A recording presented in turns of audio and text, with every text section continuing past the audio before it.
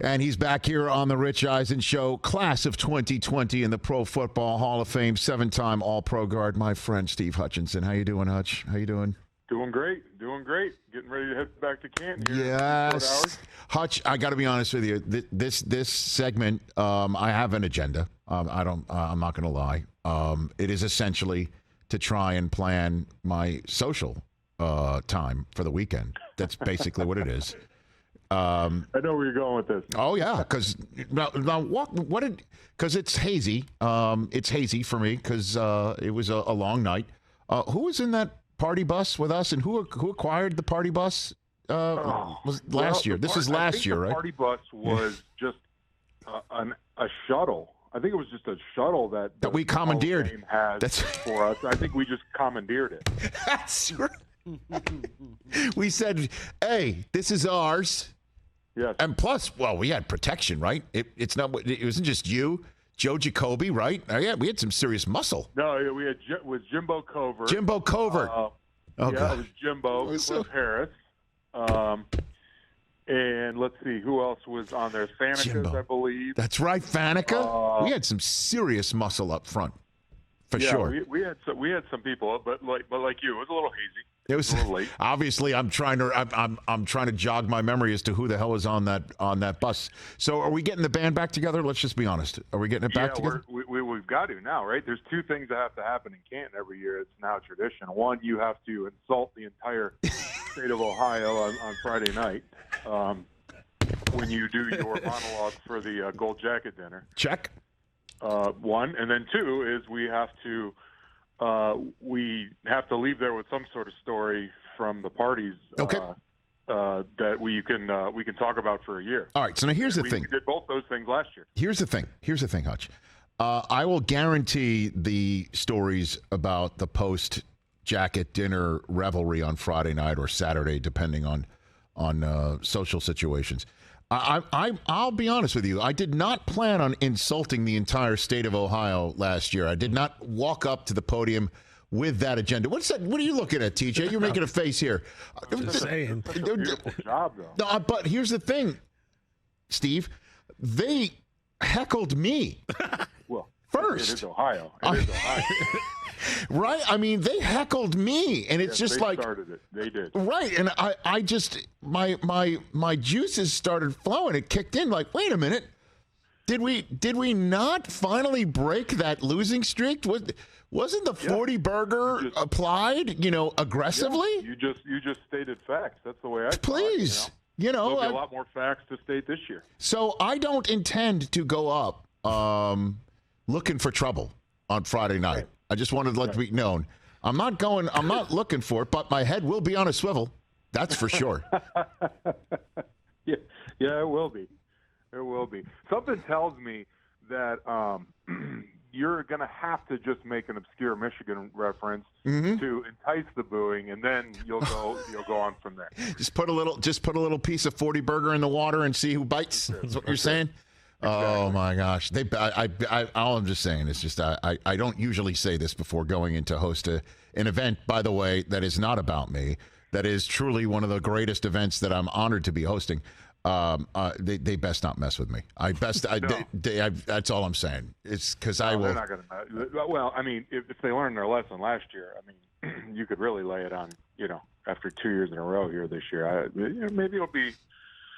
Maybe you'll just go through smooth, and nobody will poke the bear a little bit. Did you hear the difference? That's the new wrinkle to the jacket presentation and dinner. Have you heard about that? No. That starting this year, they are letting the enshrinees choose someone from the gauntlet to place the jacket on them if they wanted to. Because apparently it was born out of Isaac Bruce saying, hey, I didn't know Marino was there. If Marino was going to be there, I would have had him put the jacket on me because he was an idol of mine. And it got the Hall to thinking. And so they're gonna have some of the enshrinees are going to have guys from the gauntlet come out of the gauntlet and put the jacket on. Well, that's cool. It is cool. That's cool. Who would you have? It diminishes the role of the presenter a little bit. Well, hold on. The presenter will still be there, and they'll also have a role on the Saturday. I see. Right. But they play the preemptive video. Yeah, they're gonna do that. So I think that's cool. Who would you have chosen from the gauntlet, or who, when you were going through the gauntlet, that you were like, oh God, like? Oh, for me, I don't know if he was there that year. That because even though, like you said, I went in on 20, it was kind of that. Right. It was the post-COVID year, so it was 2 classes, and I can't remember if Dick Butkus was there or not. Yeah. But I would have had him put it. That would have been cool. I mean, I grew up. My mom's from Chicago. I grew up a Bears fan. That went away quick once I got in the league. But I mean, just monsters in Midway, old school football, the way it was meant to be played. Like I would have picked him for sure. What's that like been for you? Again, 2021 is when you were enshrined. 2020, you had to wait, obviously due to COVID.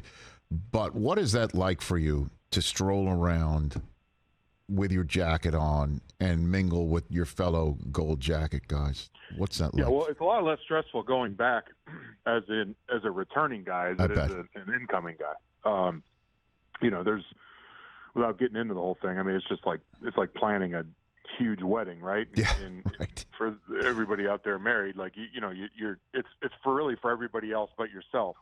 You're making sure the seats, everybody's got a ticket, and everybody's hotels are squared away, and Aunt so and so missed the flight or something. Oh, by the way, Steve, I got that sense on the party bus from you and everybody else that this your first year returning, you're like, this is the life. This is the way it goes. Yeah. I got that sense. First couple buttons, a little bit more casual. Oh yeah. It was. So yeah, it was great going back, and so really, honestly, last year was the first year for me to return as a returning guy. Along with the rest of the busload that we had, and you could see how relaxed and loose we were on the bus, yes. Bouncing from party to party. But yeah, no, it's great because you get to kind of, at least for me last year, you kind of sit back a little bit and you can kind of notice the things you didn't really notice while you're going through it the first time. You get to notice the crowd in the stadium. For what it is, and all the different sections of fans. And Friday night, you get to see. Actually, I really enjoyed that. The Friday night Gold Jacket. They usher us into like a long green room, if you will, hallway, and we're sitting in there forever because it is a TV event, and they've got to get everything timed up. And so I was just sitting there, talking to Larry Zonka and Steve Young and. I mean, we're just sitting there on folding chairs, like we're just sitting in some, high school locker room ready for the rain to stop so we can go out there and play. And it was great. Just the stories and the connections you make just from that half hour sitting there kind of killing time. I mean, that's the kind of stuff you never really got a chance to do the year before, as like I said, going in as an enshrining. That is so cool. Honestly, I can't get enough of it, just having been around it now. This is my 20th year with NFL Network, and only a couple summers of Canton I missed. One for the birth of my oldest, and obviously 2020 with COVID. It never ever gets old. It really doesn't. And it's the only Hall of Fame enshrinement where the past is celebrated to celebrate the present and future season. It's awesome. It's great. Yeah, they do a good job of bringing the generations together, and a lot of guys gets to catch up and see each other really a lot of times for the only time during the year. Teammates and guys that you played against, and then of course you've got the story that I'm sure you've told about Cliff Harris last year, getting to get the thing he regretted for how many decades of his life, the fight on the field where somebody else got kicked out of the game, and he wanted to go apologize. You remember that? Yeah, he said he went up because who got enshrined last year? That the player it was somebody from Kansas City, or it was it was Vermeil. That's right, Vermeil. We were at Vermeil's party, and there was a bunch of Kansas City guys there. Right. And I think this particular player played for Vermeil. Yep. He was in a Philly. Receiver for the Eagles. Yep, in Philly. Right. In Philly. And so it was a division game, and Cliff and this guy were kind of getting mouthy, and I think Cliff like kind of forearmed him to the helmet or something. The ref didn't see it, and this guy got up, and he swung at Cliff, and he got kicked out of the game or something. And you know, Cliff's telling that story. He's like, yeah, he's saying all day long, hey, we got to make sure we go to Vermeil's. And I'm like, well, we'll go hit them all. But he wanted to go there first. Yeah. And he made a beeline right for this guy because he heard he was there, and he wanted to apologize from something that happened in 1970. Yeah, bury a half-century-old hatchet. I mean, that's amazing. Do you have any, Steve Hutchinson here, a couple more minutes left with the Hall of Famer. Anybody that's going in, did you go to the second level and meet Zach Thomas at any point in time in your career? I played against Zach. When in my younger days.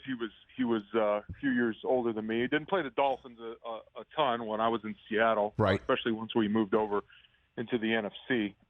What about DeMarcus? DeMarcus where? DeMarcus. I have a funny story about DeMarcus. So DeMarcus is a rookie, and we're playing the Cowboys in a preseason game. I believe it was a Monday night preseason game, and we're playing. And Walter Jones, my left tackle, in our scheme, we had the option on certain pass plays whether we can what's called a fan, where we can just kind of push out and block the two guys on however we wanted to handle it. We could handle it. There was another option where Walt would block down on defensive end, and I could pop out and kind of in space block the outside linebacker if he came. So, and, you know, we would always switch it up just to keep the defense honest. Well, a couple times I started popping on this, and there's this rookie out there named DeMarcus Ware nobody's ever heard of from Troy. And after a couple times of that, I'm like, hey, Walt, I'm not popping it. You take him. That's your guy. I'm like, I'm not messing around. It's preseason. This guy's too good. So yeah, ran into DeMarcus plenty of times over my career. The first one is the one I remember the most. Kind of laugh about it now, but I'm actually looking forward to this year because, obviously with Cleveland and the Jets playing in the game, and you're going to have, Cleveland doesn't have much to celebrate, for a long time. So I think they're going to come out in full force for Joe Thomas getting inducted. And it should be pretty electric. Not that it isn't any other year, but it should be pretty crazy with the home state of Ohio there, all for Joe. So. Yeah, absolutely. And then Darrelle Revis, longtime Jet who won one with the Patriots, and Joe Klecko, member of the New York Sack Exchange, going in there. And if I'm not mistaken, was he one of the stars of Smokey and the Bandit 2? Was Joe Klecko in that one? I think was it one of those. Or Cannonball Run, one of those movies back in the day. Joe Klecko was. I think Theismann was Cannonball. It's Cannonball Run. Okay. Joe, there you go. I think Klecko was Smokey and the Bandit. One of those two. Yeah. What was? Yeah. It was in both. How about that? He wasn't both. He wasn't both. All right. So just wrapping up the agenda here.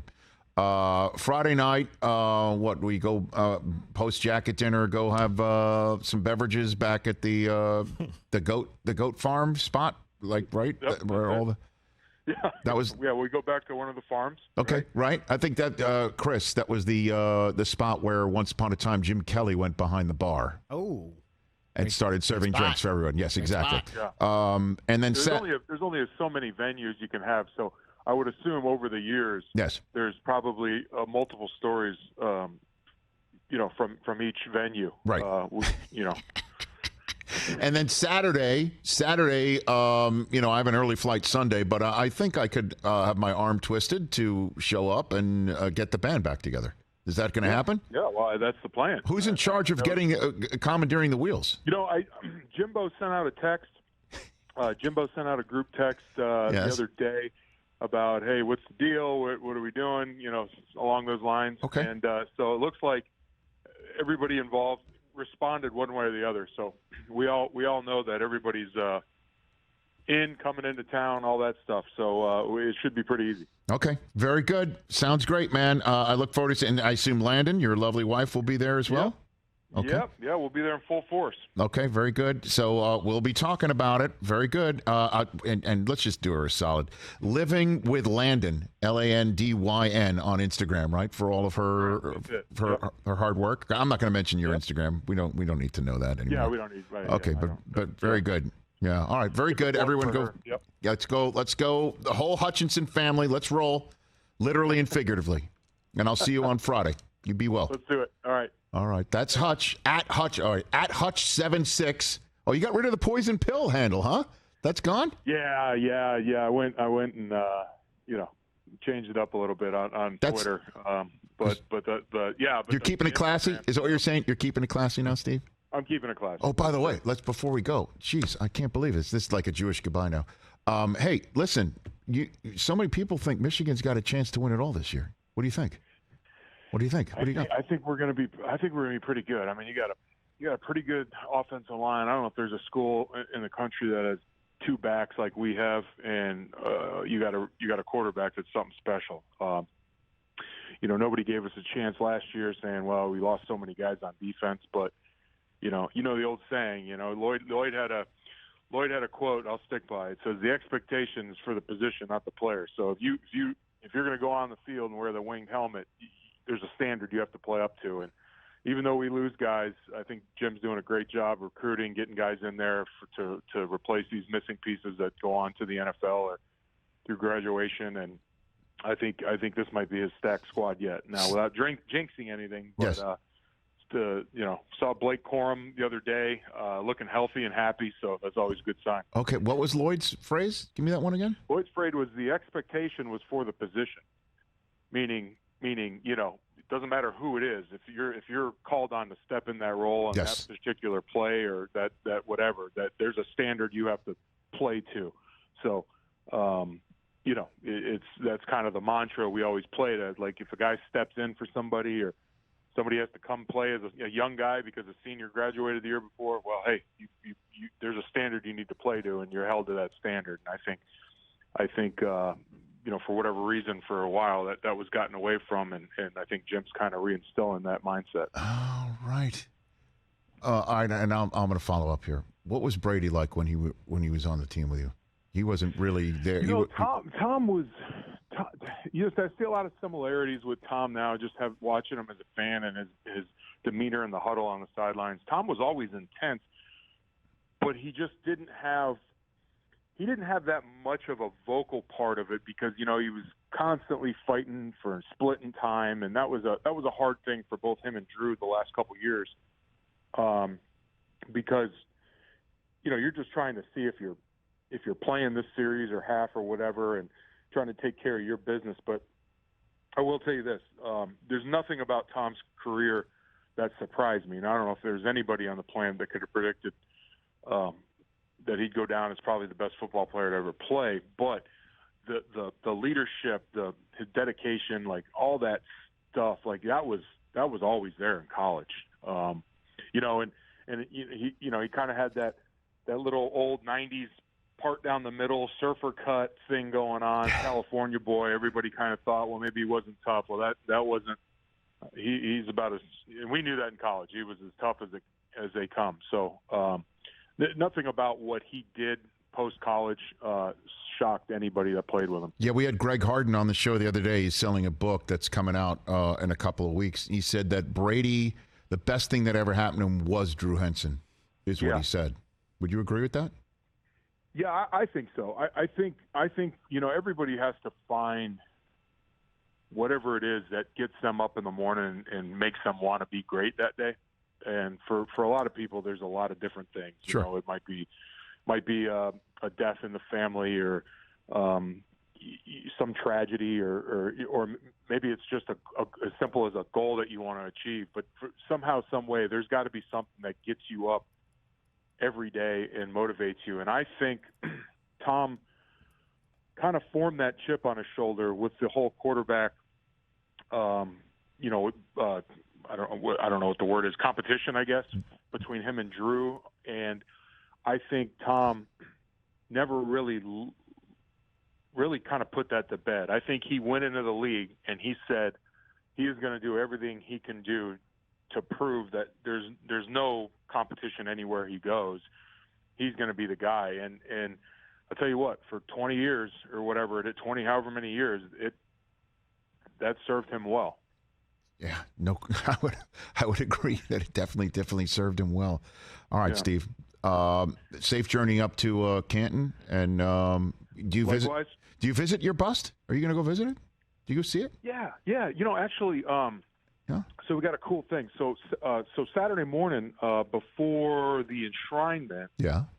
So we had there was a charity event earlier this summer in Ann Arbor. It's called Event on Main. It's a great fundraiser for C.S. Mott Children's Hospital in Ann Arbor. Beautiful spot. And so, Charles Woodson, Brian Greasy, myself, we've had our golf tournament, as you know, you've been to in years past. So we kind of jumped on and teamed up with this Event on Main, and so we do an auction on stage at the night of the live event, and so we had auctioned off these wonderful pictures of the Michigan Stadium with a flyover and all that, and there were different tiers. Well, Charles and I got the idea. How about we set aside these two pictures, and along with the picture, and that you get couple tickets complimentary on the Hall of Fame to go to the Friday night dinner or the Friday night gold jacket and Saturday enshrinement, and along with that Saturday morning you get a tour of the Hall of Fame Museum prior to it opening to the public with Charles and I. And so we had a couple very generous people donate some good money for the hospital. And so, to answer your question the long way, yes, I will be in there with just a couple other people Saturday morning early, and I get to walk the halls without the crowd, and so I'm sure we'll go in the bus room and check it all out. So I'm looking forward to that. And visit with the lid, the Hall of Fame bust. Okay. Well, enjoy that. Enjoy your time getting there, and I'll see you Friday night.